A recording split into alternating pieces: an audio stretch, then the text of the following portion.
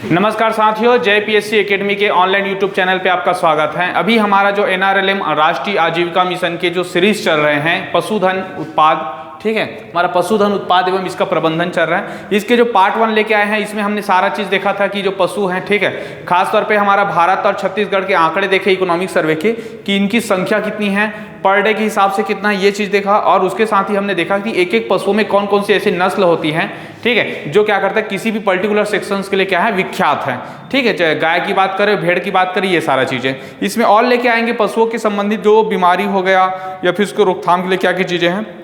हमारा आज का जो दूसरा टॉपिक है, दूसरा पार्ट है, उसमें हम इससे रिलेटेड योजनाओं को लेके आए हुए हैं कि छत्तीसगढ़ सरकार और भारत सरकार ने कौन कौन सी योजना स्कीम इसके तहत निकाले गए हैं, ठीक है। तो ये हमारा जो पार्ट होगा अभी हम चालू करते हैं, ठीक है। देखिए अभी का अगर आप लोग बात करेंगे कि पशुधन एवं उत्पाद की बात करें तो ये पशुधन उत्पाद केवल एडीओ के लिए नहीं है, ये सारा सेक्शन आता है आपका इंडियन ज्योग्राफी में। इंडियन ज्योग्राफी में कब आता है, जब आप एग्रीकल्चर पढ़ेंगे, क्योंकि एग्रीकल्चर के साथ ही आपका चालू क्या होता है, आपका पशुपालन चालू होता है। दूसरा जो पार्ट है वो क्या है आपका कि जब आप इंडियन इकोनॉमी पढ़ेंगे और इंडियन इकोनॉमी में एग्रीकल्चर सेक्शंस पढ़ेंगे, वहां भी आपका पशुधन उत्पाद आता है, क्योंकि 2007 के बाद से नई कृषि नीति आई और उस नई कृषि नीति में यह माना गया कि केवल कृषि के विकास से ही भारत का विकास नहीं हो सकता है। कृषि के साथ साथ हमें क्या करना पड़ेगा, अन्य संबंधित क्षेत्रों का भी विकास करना पड़ेगा। ये जो नीति है वो 2007 की नीति है, ठीक है। 2007 की नीति क्या क्या है, ये सारा चीजें मैं एग्रीकल्चर जो पहला टॉपिक बचा हुआ है आजीविका मिशन, उसमें पूरा डिटेल लेके आऊंगा, 2-3 पार्ट लेके आएंगे, ठीक है। अभी हमारा जो पशुधन है आज इसको हम पढ़ेंगे, ठीक है। मैं क्या बोल रहा था कि 2007 की जो कृषि नीति था उसमें बात रखी गई कि सदा हरित क्रांति लाना एक बात, और दूसरा बात क्या करना है कि कृषि से संबंधित क्षेत्रों का विस्तार करना है। तो कृषि से संबंधित क्षेत्रों का जब विस्तार किया गया, जैसे कि कृषि से संबंधित क्षेत्र मतलब क्या होगा, एग्रीकल्चर हो गया, हरित क्रांति हो गया, हरित क्रांति के साथ हमने क्या किया, पीली क्रांति शुरुआत किया, पीली क्रांति के बाद हमने क्या किया, स्वर्ण क्रांति हो गया, ठीक है। अलग अलग सेक्शंस की जो एग्रीकल्चर रिलेटेड है सब क्रांति की शुरुआत की है। उसके साथ ही पशुपालन आया, पशुपालन में भी हमने मत्स्य विभाग हो गया, ठीक है, सेरीकल्चर हो गया, ठीक है, मछली पालन हो गया, मधुमक्खी पालन हो गया, ठीक, ये सारे जो अलग अलग जो झींगा पालन हो गया, इस सब में भी हमने ग्रोथ किया। पशुओं से संबंधित भी अलग अलग ग्रोथ किया हमने, मांस उत्पादन पे ध्यान दिया, दूध के उत्पादन पे ध्यान दिया। इस प्रकार ये कहीं ना कहीं हमारा जो पहला पार्ट है प्राथमिक क्षेत्र है, उनके विकास के लिए ज्यादातर 2007 के बाद से ध्यान दिया गया था, ठीक है। 2007 के बाद से ध्यान दिया गया था, आपको याद रखना है, ठीक है। जैसे कि ये देखो, ये ग्रामोत्थान योजना क्यों आया है, तो वो सब उसी सेक्शंस का पार्ट हमारी नीति का। ये सारा पार्ट आपको एग्रीकल्चर वाले सेक्शन में डिटेल में बताया जाएगा कि क्यों हो रहा था। अभी हमारा जो योजना है वो सेंट्रल गवर्नमेंट और स्टेट गवर्नमेंट की जितने सारी स्कीम है पशुधन से उत्पाद से संबंधित, हम वो लेके आएंगे, ठीक है। चलिए तो अब हम चालू करते हैं। सबसे पहला कृत्रिम गर्भाधान की संख्या, अभी हम कुछ आंकड़े और बचा हुआ था इकोनॉमिक सर्वे के, उसको भी हम लेके आ रहे हैं, ठीक है। देखिए कृत्रिम गर्भाधान की संख्या ये कितना है, टोटल 22 है। छत्तीसगढ़ में 22 है, इकोनॉमिक सर्वे में और अपडेट तो दिया नहीं है, दिया होगा तो अपडेट उसको बता दिया जाएगा। फिलहाल ये दिखा रहा है कृत्रिम गर्भाधान की संख्या कितना है, 22 है। उप केंद्र की संख्या कितना है, 248 है, कितना है, 248। और पशु चिकित्सालय की संख्या कितना है, 341 है, 341, ठीक है। और पशु औषधालय की संख्या कितना है, 829 है। तो ये 4 सेशन आपके दिमाग में रखना है। क्या क्या रखना है, कृत्रिम गर्भाधान कितना है। कृत्रिम गर्भाधान क्या होता है आपको बता दूं, क्या होता है कि गर्भाधान होता है, जैसे कि हम ग्रामीण परिवेश में बात करते हैं, गाय हो गया, ठीक है, गाय में क्या करते हैं, एक आंख साड़ रह जाते हैं, तो वो एक गर्भाधान होता है, ठीक है, उसका नॉर्मल प्रोसेस है।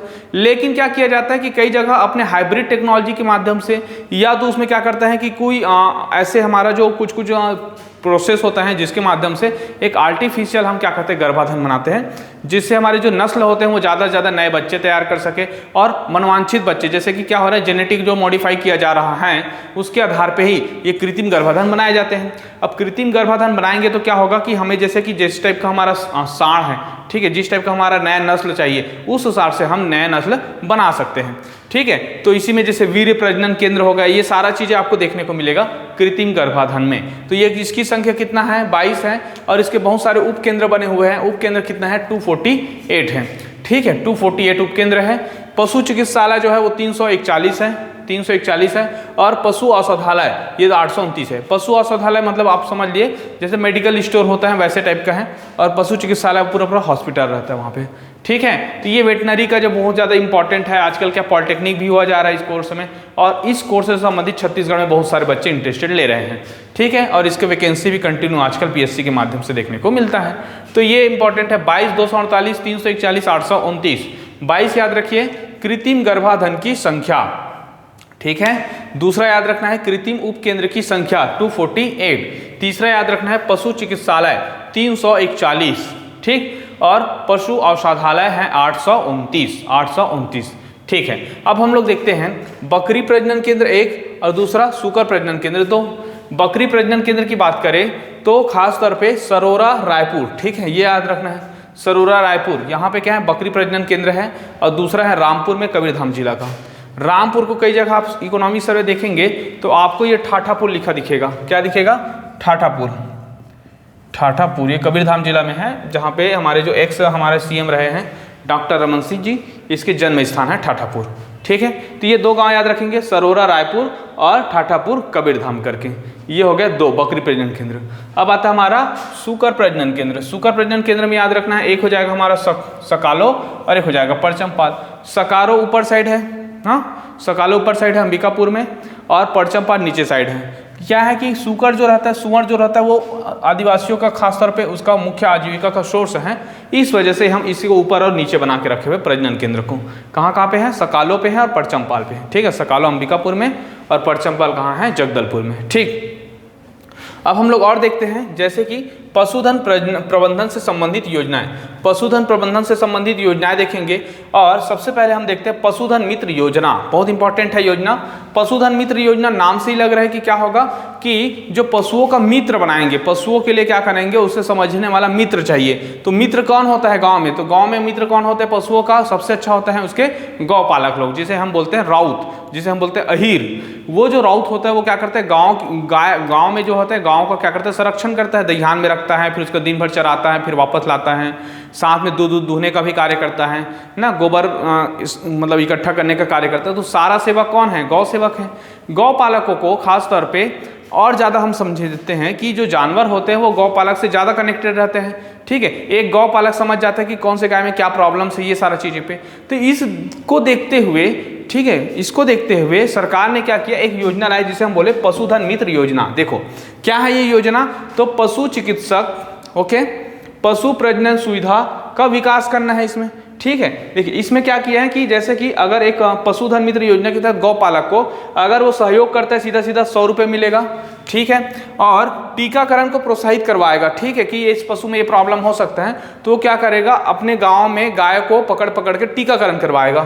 तो अगर बड़े पशुओं का टीकाकरण कराता है तो एक टीकाकरण पे 5 रुपये मिलेगा उसको, ठीक है, और छोटे पशुओं पे कराएगा तो उसको मिलेगा 3 रुपये मिलेगा। अब गौ पालक को मिलेगा, ठीक है, या तो गांव के किसान भी हो सकते हैं और राउत भी हो सकते हैं, ये दोनों को मिलेगा। तो 100 रुपये है, 5 रुपये है, 3 रुपये है, ठीक है। 0.5 मतलब 50 पैसा मिलेगा कुक्कुट प्रजनन करवाएगा अगर इसका प्रजनन करवाएगा तो, ठीक है। तो ये दोनों टीकाकरण के लिए और ये प्रजनन के लिए। इसी वजह से हमने क्या लिखा, पशु चिकित्सक भी लिख लिया और पशु प्रजनन भी लिख लिया, ठीक है। दोनों चीज के लिए, प्रजनन भी कराने के लिए है और क्या है आपका टीकाकरण कराने के लिए। तो ये योजना याद रखेंगे, पशुधन मित्र योजना, ठीक है, पशुधन मित्र योजना। दूसरा जो योजना है वो है प्राइवेट कृत्रिम गर्भाधान। प्राइवेट कृत्रिम गर्भाधान का मतलब क्या होता है कि जो 1200 पशुओं पर, ठीक है, 1200 पशुओं पे प्राइवेट कृत्रिम गर्भाधान बनेगा। हर 1200 पशुओं पे बनेगा कि एक निजी जो कृत्रिम गर्भाधान बनाएंगे ताकि वहां पे क्या कर सके, वो सारा चीज चेक कर सके, ठीक है। कृत्रिम गर्भाधान कितने पशुओं पे बनेगा, 1200 पशु पे। और ये सिफारिश किसने किया था, राष्ट्रीय कृषि आयोग ने किया था, ठीक है। राष्ट्रीय कृषि आयोग याद रखना है, इसकी स्थापना 2004 में हुआ है और इसके सबसे पहले जो अध्यक्ष रहे हैं उसका नाम क्या था, MS स्वामीनाथन। MS स्वामीनाथन याद रखेंगे इस नाम को। मैं आपको जब एग्रीकल्चर वाला टॉपिक पढ़ाऊंगा तो इसमें इसको पुनः और अच्छे से बताऊंगा। राष्ट्रीय कृषि आयोग, MS स्वामीनाथन, ठीक, ओके। अब आता है आपका साढ़ वितरण। साढ़ वितरण को देखते हैं, ठीक है। देखो ये क्या हुआ, प्राइवेट कृत्रिम गर्भाधान, ये होगा पशुधन मित्र योजना। अब आता है साढ़। तो क्या होता है कि देखिए 2 टाइप से गर्भाधान करा सकते हैं आप नॉर्मल चीज़ों पे। एक होता है प्राइवेट, खासतौर पे नेचुरल तरीके से होता है, जैसे गांव में क्या करते हैं, हर गांव में 2-2 ठोक सांड ढेल देते हैं। इससे क्या होता है, बहुत सारे गायों में एक प्रजनन क्षमता जो रहता है वो विकसित होते रहता है। ठीक है, प्रजनन केंद्र क्या होता है, मतलब उसकी जरूरत नहीं पड़ता है, नॉर्मल जो प्रोसेस है। और दूसरा क्या होता है कि उसमें बाई इंजेक्शन के माध्यम से उसमें वीर्य को डाला जाता है, और इसे हम बोलते हैं कृत्रिम प्रजनन केंद्र। ठीक है, तो हर गांव में क्या करेंगे, 25,000 तक के एक स्थानीय नस्ल का, वहाँ का स्थानीय नस्ल होना चाहिए जो पॉपुलर नस्ल हो, जिससे क्या हो सके, जो बच्चे का जो विकास है सही ढंग से होकर। तो ऐसे स्थानीय नस्ल का सुधार हेतु हम क्या करेंगे, हर एक गांव में एक सांड वितरण करेंगे ग्राम पंचायत के आधार पे। ठीक है, तो प्रत्येक ग्राम पंचायत में सांड वितरण किया जाएगा, ये भी याद रखेंगे। सांड वितरण प्रत्येक ग्राम पंचायत स्तर पे होगा, ग्राम पंचायत स्तर पे। ठीक है, ये याद रखेंगे। चलिए, अब आता है हमारा सुकर त्रयी का वितरण। सुकर त्रयी का वितरण, सुकर त्रयी का वितरण बोलते हैं, मतलब त्रयी मतलब 3, इसको याद रखो। सुकर त्रयी मतलब क्या हो जाएगा, 3 हो जाएगा। तो क्या हो जाएगा, मिडिल व्हाइट यॉर्क सॉकर। ये एक्चुअली एक प्रजाति का नाम है जिसमें सुकर की प्रजाति को कहा जाता है, क्या बोलते हैं, मिडिल व्हाइट यॉर्क सॉकर। आपको कभी भी ऐसा प्रजाति देखने को मिले तो आप समझ जाइएगा कि ये जो प्रजाति है ये किसका प्रजाति है, सुकर का प्रजाति है, सॉकर, यॉर्क सॉकर बोलते हैं इसको। ठीक है, सुकर त्रयी वितरण करते हैं, मतलब क्या होता है कि जो आदिवासी होते हैं उनकी आजीविका का सोर्स में सुअर पालन भी एक शामिल है। कभी भी आप पढ़ते हो, अब सुअर पालन है, लेकिन कई जो आदिवासी उनके पास सुअर ही नहीं है, तो किसको पालन करेगा। तो सरकार क्या कर रही है कि ऐसे जो आदिवासी हैं उनको हम क्या करेंगे, सुअर देंगे। कितना सुअर देंगे, त्रयी मतलब 3 देंगे। ठीक है, एक जो सुअर रहेगा वो रहेगा आपका नर सुअर रहेगा, और 2 ठोक सुअर क्या रहेगा, मादा सुअर रहेगा। ठीक है, ये 3 सुअर पे 90% अनुदान रहेगा। सपोज दैट ये 18,000 का पड़ता है, तो 18 का 9 गुना कर देंगे, लगभग जो आ जाता है, ठीक, 162 ना, मतलब 16,200 रुपये के आसपास आपका अनुदान रहेगा। बाकी आपको 10% बस देना है उसका। ठीक है, 1800 बस देना है 18,000 में के। तो ऐसा आपका 90% अनुदान मिलेगा किसमें, सुकर त्रयी वितरण में। ठीक है, किसको मिलेगा भाई, तो ST SC के चयनित जो पालक होंगे उसको ही मिलेगा। ठीक है, ST SC के चयनित पालक को 1 सुकर 2 मादा सुकर मिलेगा। अनुदान कितना % रहेगा, 90% अनुदान रहेगा। ठीक है, ये सुकर त्रयी, इसमें क्या मिलेगा, इसमें 25,000 तक की ग्राम पंचायत को मिलेगा। 12,000 नसों पे एक राष्ट्रीय कृषि आयोग के आधार पर प्राइवेट आप कृत्रिम गर्भाधान बना सकते हैं, और ये पैसा है आपका 100, 5, 3 और 50 पैसा। ठीक, अब हम लोग आते हैं बकरा वितरण। ठीक है, बकरा वितरण में भी बकरा दिया जा रहा है। क्या होता है, आप कई गाँवों में देखना, ग्राम पंचायत में बहुत अच्छी प्रजाति के पौधा भी देते हैं और जानवर भी दे रहे हैं। तो इसी में से एक हमने कल पढ़ा था, जमुनापारी ना, जमुनापारी बहुत फेमस है, जो ज़्यादा दिन तक के दूध देती है। तो ग्रेडेड जमुनापारी सिरोही, ठीक है, या ब्लैक बंगाल नस्ल बोलते हैं इसको, क्या बोलते हैं, ब्लैक बंगाल नस्ल। ठीक, ये जो नस्ल का क्या करते हैं, बकरा वितरण भी में अनुदान दिया जाता है। ग्रेडेड जमुनापारी सिरोही या तो ब्लैक बंगाल नस्ल, ये 2 नस्ल हैं जिसपे अनुदान दिया गया है बकरा वितरण के लिए। ठीक है, ये हो गया ब्लैक बंगाल। अब आता है हमारा योजना ग्रामोत्थान योजना। ग्रामोत्थान योजना भी बताया ना कि क्या हुआ, हमारा नई कृषि नीति आई 2007 में, और 2007 में जब नई कृषि नीति आई तब हमने गाँव में कृषि के सुधार के साथ साथ पशुपालन, मत्स्य पालन इत्यादि उसके अलग सेक्टर होते हैं, उस पर भी ध्यान देना चालू किया। तो पशु के स्वास्थ्य पे भी रक्षा करना है, पशु के नस्ल को भी सुधारना है। ठीक है, पशुओं से रोग से बचाने हेतु टीकाकरण भी कराना है, और ये सारा काम कौन करेगा, प्रशिक्षण चरवाहों को प्रशिक्षण भी देना है। क्या क्या काम करेंगे, देखो, पशुओं के स्वास्थ्य की रक्षा करना है, उसके नस्ल को सुधारना है, पशुओं से जो रोग होता है उससे बचाना है, और इसीलिए टीकाकरण चाहिए और प्रशिक्षण कराएंगे। ये सारा चीज़ें किस क्या था, ग्रामोत्थान योजना 2006-07 था। ठीक, एक योजना हम लोग देखते हैं, पशुधन बीमा योजना। क्या है भाई पशुधन बीमा योजना, देखो, पशुधन बीमा योजना क्या होता है, पशुओं की प्राकृतिक आपदा से, ठीक है, अब गांव पे क्या होता है, पशुधन बीमा, बीमा मतलब क्या होता है, अब आपको बीमा की पॉलिसी बता देता हूँ। बीमा की पॉलिसी मैंने एक वीडियो में और बताया है। ठीक है, अब ध्यान से सुनिए, फसल बीमा जब पढ़ाया था तो। अब क्या होता है, सपोज दैट आदिवासी किसान हैं, आदिवासी किसान क्या करते हैं कि आदिवासी किसान अपने पशुपालन के लिए भी प्रसिद्ध है। तो वो क्या करता है, सपोज दैट अपना भेड़ रख लिया या बकरी रख लिया 10 ठो। ठीक है, बकरी लिया था, 2 ठो लिया था, लेकिन 10 हो गया, मतलब उसका पैसा सेविंग है, वही उसकी पूंजी संपत्ति है। अचानक से क्या होता है कि आपके जो एरिया में बिजली आती है, और बिजली आती है, ज़्यादा बारिश होने से क्या होता है कि जो बकरी है या भेड़ है तो जल्दी खत्म हो जाते हैं। तो अचानक से बहुत ज़्यादा बारिश आया या तो बिजली आई, इस वजह से क्या हुआ कि आपके 8 के 8 या 10 के 10 खत्म हो गए। अब क्या होगा, इससे पूरा नुकसान हो गया आपका, क्योंकि आप तो बहुत ज़्यादा बचा के रखे थे, उसी को आप मान के चल रहे थे कि 8-8 हज़ार में बेचूंगा तो लगभग 80,000 के आसपास बनेगा करके। तब उस कंडीशन में क्या किया गया, सरकार के द्वारा एक योजना लाया गया जिसे हम बोलते हैं पशुधन बीमा योजना। जैसे एग्रीकल्चर में योजना होता है वैसे पशुधन बीमा योजना होता है। जीआईसी जनरल इंश्योरेंस कंपनी, ठीक है, जनरल इंश्योरेंस कंपनी, बाद में एनआईसी ने किया नेशनल इंश्योरेंस कंपनी। तो जीआईसी ही क्या करता था, इसका पशुधन बीमा योजना का पशु बीमा करता था जीआईसी, ठीक है। ये अब क्या होगा, इसमें कैसा बीमा काम करता है, देखिए सुनिए समझे बात को। सबसे पहले क्या होगा कि ये किसान है मान के चलो, ठीक है, किसान का क्या है, पशु है, तो पशु है तो पशु जब जीवित रहेगा तो इसी का क्या करेगा 4% के आसपास पे, कितना परसेंट, हर एक पशुओं का क्या करेंगे रेट डालेंगे। इस साल रेट क्या चल रहे हैं, इस साल रेट चल रहा है जैसे बड़ा बकरा है तो 10,000 रुपये मिलना, छोटा है तो 5,000 मिले, मतलब 10,000 हमने क्या किया वैल्यूएशन करवाया लोगों से। तो 10,000 का जो वैल्यूएशन है, इस 10,000 का 4% आपको क्या करना पड़ेगा, जमा करना पड़ेगा सरकार के पास 4%, ठीक है। 10,000 का 4% जमा करना पड़ेगा, मतलब कितना हो जाएगा 400 रुपये हो जाएगा, 400 रुपये। अब ये जो 400 रुपये होगा, ठीक है, तो इसके 400 को क्या करेंगे सरकार को पेड करेंगे, वो एनआईसी या जीआईसी को जो भी इंश्योरेंस कंपनी होगा उसको दे देगा। इसके बाद आपके पशु में किसी भी प्रकार की क्षति होती है तो वो कंपनी आपको पेमेंट करेगा, वो एक बार चेक करेगा और उसके बाद आपको पेमेंट करेगा। जैसे प्रधानमंत्री फसल बीमा योजना होता है वैसे इसमें भी होता है।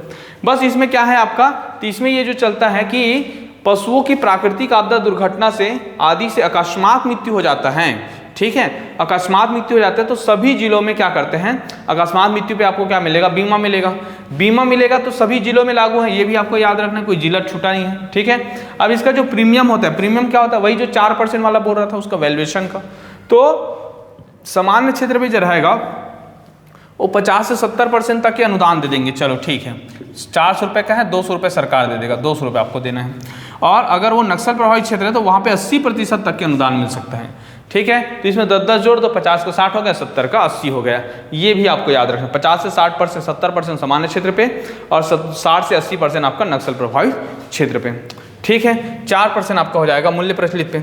अब आता है आपका गोधन न्याय योजना, गोधन न्याय योजना, और एक है गोकुल ग्राम योजना, ठीक है। गोधन न्याय योजना बहुत पॉपुलर योजना है, इसको और पढ़ा चुका हूँ लेकिन मैं एक समराइज करके बता देता हूँ। गोधन न्याय योजना क्या है, तो गोधन मतलब गायों को हम धन मान रहे हैं और उसके द्वारा निर्मित जो भी उत्पाद होगा उससे हम क्या बनाएंगे, पैसा बनाएंगे। तो हरेली का दिन था, डेट याद रखेंगे 21 जुलाई 2020 को, ठीक है, 21 जुलाई 2020 है, हाँ। इस दिन क्या हुआ, हरेली का दिन था ना, याद रखना है हरेली के दिन। इस दिन छत्तीसगढ़ सरकार ने घोषणा किया, क्या घोषणा किया कि आपकी जो गोबर का रेट है, खासतौर पे गीला गोबर ना, गीला गोबर को 1.5 रुपये पर केजी के हिसाब से लिया जाएगा। बोला कितना रुपए, 1.5 रुपये, लेकिन बाद में इसको और बढ़ा के इसको 2 रुपये पर केजी कर दिया गया है।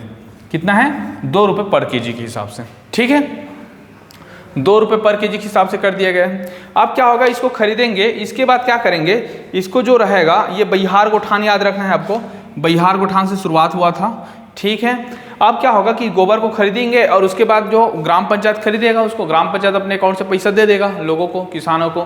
फिर वो क्या करेगा, स्वयं सहायता समूह को बोलेगा कि आप इसको 6 महीने तक की उसको वर्मी खाद बनाइए। फिर वो उसको क्या करेंगे, अलग से शेड बना के रखा हुआ है, आप गौठान में जाके देखेंगे। उसके बाद उसमें लाल चारा डाला जाता है। लाल चारा का मतलब क्या होता है, गेंगेरुआ, ठीक है, मतलब केचुआ पालन, वर्मी कल्चर। तो यही वर्मी कंपोस्ट खाद का मतलब होता है कि उसमें चारा डाला जाता है जिसे लाल चारा बोलते हैं, ठीक। अब वो क्या हो जाएगा, जब वो खाद बना देगा, एकदम से जैविक खाद बना देगा, तब उसे हम क्या करेंगे, अलग अलग रेट पे हम इसको बेचेंगे। कैसे रेट पे बेचेंगे, जैसे कि इसका 8, देखो 10 रुपये वर्मी कंपोस्ट खाद का रेट डाला है, कितना रुपए डाले हैं, 10 रुपये केजी। 6.5 रुपये डाले हैं सुपर फास्फेट प्लस, और 6 रुपये डाले सुपर फास्फेट का। प्लस करेंगे तो 50 पैसा जोड़ देना, ऐसे याद रखना। सुपर फास्फेट 6 रुपये केजी बिकेगा, 6.5 रुपये केजी के हिसाब से आप सुपर कंपोस्ट खाद बिकेगा। ये फास्फेट है ना, इसमें कंपोस्ट है, और ये वर्मी कंपोस्ट मिलेगा आपको 10 रुपये के किलो के हिसाब से, ठीक। तो ये याद रखना है आपको गोधन न्याय योजना, ठीक है। इसके साथ और देखते हैं, इसके साथ देखते हैं गोकुल ग्राम योजना। गोकुल ग्राम योजना क्या होता है भाई, गोकुल से याद रखना है। गोकुल क्या है, गोकुल ऐसा क्षेत्र है जहाँ पे गाँव को रहवासी के रूप में वहाँ पे ज़्यादा प्रमोशन मिलता था। उसी गोकुल को हम उसी माहौल में बनाए, ऐसे करके हमने योजना निकाला है जिसे हम बोलते हैं गोकुल ग्राम योजना, ठीक है, गोकुल ग्राम योजना, ठीक। अब गोकुल ग्राम योजना में देखें तो 28 जुलाई 2014 को याद रखना है। 28 जुलाई 2014 को यह शुरुआत हुआ था। कब हुआ शुरुआत, 2014 को, ठीक है। ये कब चालू हुआ, 20 में चालू हुआ था। ये कब चालू हुआ, ग्रामोत्थान योजना 6-7 में चालू हुआ था, ठीक है। तो सबके ईयर को थोड़ा फोकस करेंगे। 28 जुलाई 2014 को शुरुआत हुआ था गोकुल ग्राम योजना का। एक राष्ट्रीय योजना है ये, ठीक है। और ये क्या करता है, स्वदेशी पशु केंद्र, ठीक है, स्वदेशी पशु केंद्र खोल रहे हैं, स्वदेशी पशु केंद्र।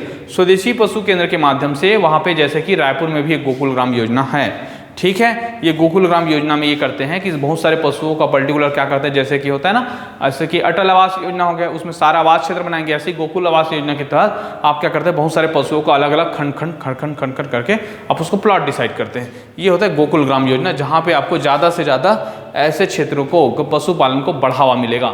अब पशुपालन को बढ़ावा मिलेगा, क्या क्या निकलेगा, तो देखो इसमें गोकुल ग्राम योजना में क्या क्या प्रोत्साहित मिलेगा, डेयरी प्रोत्साहित होगा, ठीक है। डेयरी के साथ हमारा जो पार्ट हो जाएगा कौन सा, एग्रीकल्चर के लिए प्रति नग बिकेगा, ठीक है। अलग अलग और इसके उत्पाद हो गए, गोबर उत्पाद हो गया, ठीक है, गौमूत्र उत्पाद हो गया। तो बहुत सारे उत्पाद है जिससे हम क्या कर सकते हैं, बिजनेस कर सकते हैं, ठीक है। तो ये याद रखना, एक जगह का नाम याद रखेंगे आप, ये इसका नाम है झालम। झालम बेमेतरा में शुरुआत हो चुका है, झालम बेमेतरा में शुरुआत हो चुका है, ठीक है। चलिए ये चीज़ें क्लियर हुआ। क्या क्या पढ़े हमने, देखिए एक बार। सबसे पहले पढ़ा पशुधन मित्र योजना, दूसरा पढ़ा प्राइवेट कृत्रिम गर्भाधान, तीसरा पढ़ा साढ़, चौथा पढ़ा सूकर, पांचवा पढ़ा बकरा। इसके बाद हम पढ़े ग्रामोत्थान योजना 6-7 में। फिर पढ़े हमने पशुधन बीमा योजना, क्या पढ़े, पशुधन बीमा योजना। और इसके साथ ही हमने देखा गोधन न्याय योजना, साथ में देखें गोकुल ग्राम योजना। ये हो गया हमारा कौन सा, ये हो गया हमारा कौन सा, ये वाला, ठीक है। इसके बाद एक अभिकरण है छत्तीसगढ़ सरकार का, वो अभी बताऊंगा मैं थोड़ा देर में। अभिकरण के साथ ही आप हम एक टॉपिक पे और डिस्कशन करेंगे जिसे हम कल के डेट में पढ़ेंगे, श्वेत क्रांति। क्या पढ़ेंगे, श्वेत क्रांति, ठीक है। श्वेत क्रांति पढ़ेंगे।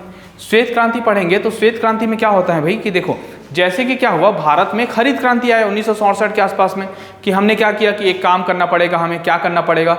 हरित क्रांति में क्या किया गया है कि हमारा जो बीज था, वो बीज में दिक्कत था। कैसे दिक्कत था, बीज बहुत लंबे समय तक चलता था, ठीक है। मतलब सन्ना धान बो दिए तो माई सन्ना हो गया, वो दिसंबर जनवरी फरवरी में कटेगा, ऐसा टाइप का था। एक ही साल पे फसल हो जाता था और उसका उत्पादन भी कम था। तो हमने क्या किया, बीजों में कन्वर्ट किए। और जैसे गेहूं को लेके आए थे तो हमने क्या किया, गेहूं कम समय में बन जाए, ठीक है, कम समय में पक जाए और उसका जो प्रति एकड़ उत्पादकता है वो ज़्यादा बढ़ जाए ऐसे। और उसके साथ ही हम रासायनिक खाद पे, ये सारा चीज़ें मैं बताऊंगा, ठीक है, कि सिंचाई पे हो गया, सब चीज़ों पे कैसा विकास किया गया। उसी के साथ साथ 1970 के आसपास एक सहकारी स्कीम चला, उस सहकारी स्कीम को हम बोलते हैं श्वेत क्रांति। श्वेत क्रांति मतलब सफ़ेद, मतलब दूध उत्पादन पे ज़्यादा बल दिया गया। अब दूध उत्पादन पे करनाल से चालू होगा, वो सब बताएंगे हम लोग। वर्गीज कुरियन नाम याद रखना, उस दिन और बताया था। तो इसी के तहत एक योजना चल रहा है जिसे हम बोलेंगे डेयरी प्रसंस्करण अवसंरचना विकास कोष। तो हम क्या करेंगे, जो डेयरी प्रोसेसिंग है और जो उसके इंफ्रास्ट्रक्चर है उसको हम क्या करेंगे, डेवलप करेंगे। उसके लिए क्या चाहिए, कोष चाहिए, कोष, ठीक है। कोष चाहिए तो हमेशा पैसे की बात होगा, याद रखना है, फंड की बात होगा, ठीक है, okay. Dairy processing and infrastructure development fund, ऐसे बोल सकते हैं इंग्लिश में इसको, ठीक है। क्या बोलेंगे, देखिए एक बार और बोल देता हूँ, डेयरी, ठीक है, प्रोसेसिंग, उसके बाद आ जाएगा इंफ्रास्ट्रक्चर, ठीक है, डेवलपमेंट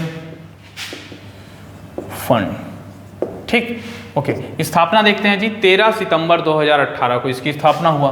13 सितंबर 2018 को। मंत्रालय क्या था, केंद्रीय कृषि एवं कृषक कल्याण मंत्रालय, ठीक है। 13 सितंबर 18 की ये योजना है, केंद्रीय कृषि एवं कृषक कल्याण मंत्रालय, ठीक है। कितना फंड निकाला गया, तो इसका फंड निकाला गया 10,881 करोड़। 10,881 करोड़ के साथ इसकी शुरुआत हुई थी, ठीक है।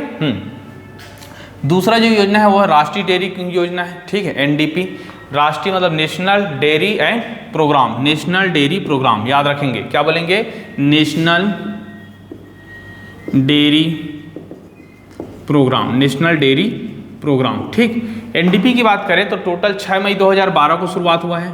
ये 18 में चालू हुआ, देखो ये 12-18 हो गया, ये 6-7 हो गया, ये हो जाएगा 14 हो जाएगा, ये हो जाएगा 20 हो जाएगा। आप सारे योजनाओं को ऐसे लाइन से लिख के रखिए और उसको प्रावधान को साइड कर दीजिए, ठीक है, ओके। अब आता है इसमें कितना फंड निकला है, तो 22,242 करोड़, 22-42 करोड़ निकला है। 6 वर्षीय योजना है। कितना वर्षीय योजना है, 6 वर्ष की योजना है।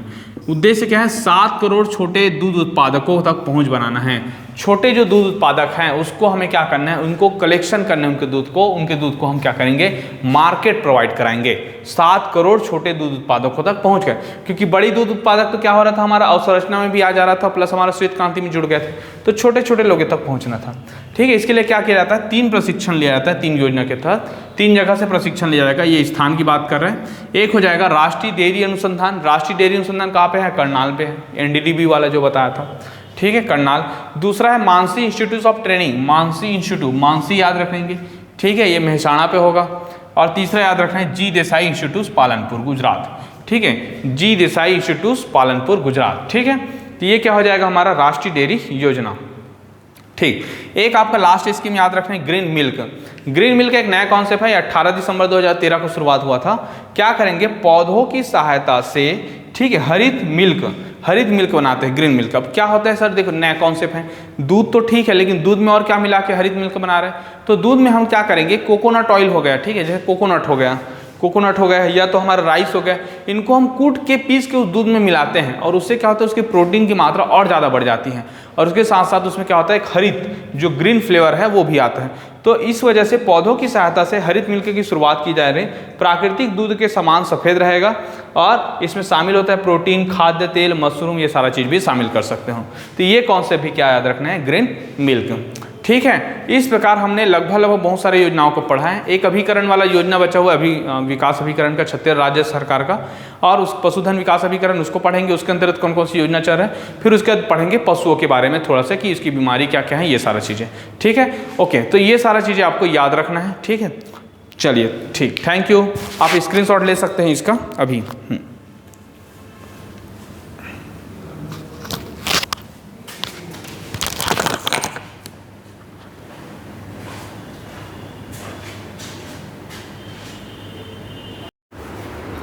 नमस्कार साथियों, अभी हमारा जो सेशन चल रहा था, खासतौर पे हमारा जो पशुधन उत्पाद का जो सेकंड चैप्टर चल रहा था, उसी के हम आगे सीरीज लेके आए हैं।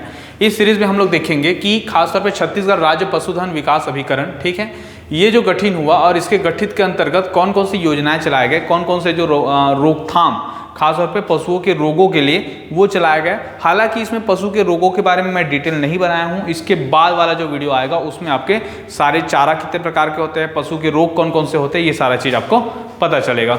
ठीक है, और इसके साथ हम एक बड़ी योजना का बात करेंगे जिसका नाम है सुराजी गाँव योजना। ठीक है, सुराजी गाँव योजना हर साल का टॉपिक रहता है ये, इसके बारे में जानेंगे। ठीक है, चलिए अभी हम लोग जो चालू कर रहे हैं वो है हमारा छत्तीसगढ़ राज्य पशुधन विकास अभिकरण। विकास अभिकरण पहले एमपी में था, उसको हमने छत्तीसगढ़ में लॉन्च किया। कब किया, जून 2001 में, याद रखना है कब चालू हुआ, जून 2001 में यह चालू हुआ।